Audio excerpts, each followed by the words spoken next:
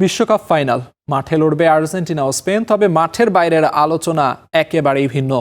সামাজিক যোগাযোগ মাধ্যমে অনেকেই ম্যাচটিকে দেখছেন ইসরায়েল বনাম ফিলিস্তিনের প্রতীকী লড়াই হিসেবে, কারণ দুই দেশের সরকার, তারকা ফুটবলার, এমনকি সমর্থকদের অবস্থানও গাজা যুদ্ধ ইস্যুতে সম্পূর্ণ বিপরীত।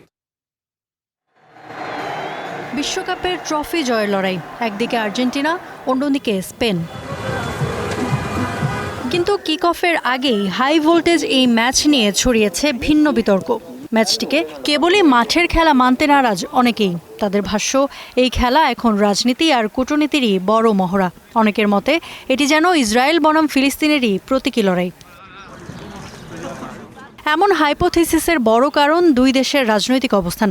2023 সালে ক্ষমতায় আসার পর প্রেসিডেন্ট হ্যাভিয়ার মিলেই আর্জেন্টিনাকে ইসরায়েলের অন্যতম ঘনিষ্ঠ মিত্রে পরিণত করেছেন। প্রকাশ্যে নিজেকে সবচেয়ে বড় জায়নবাদী প্রেসিডেন্ট হিসেবে ঘোষণা দিয়েছেন।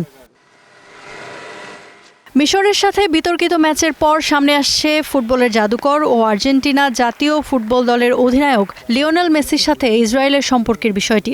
বেশ কয়েকবার ইসরায়েল সফর করেছেন এই তারকা খেলোয়াড়। পাশাপাশি দেশটির একাধিক প্রযুক্তি প্রতিষ্ঠানের ব্র্যান্ড অ্যাম্বাসেডরও ছিলেন তিনি। তবে প্রকাশ্যে কখনো ইসরায়েল কিংবা ফিলিস্তিনের পক্ষে অবস্থান নেননি লিওনেল মেসি।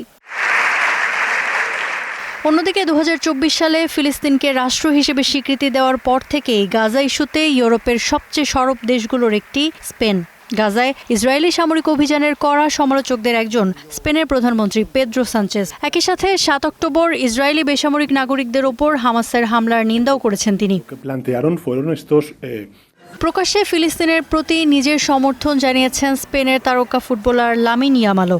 লা লিগা জয়ের উদযাপনে ফিলিস্তিনের পতাকা উড়িয়ে গাজার মানুষদের পক্ষে নিজের অবস্থানের জানান দেন তিনি।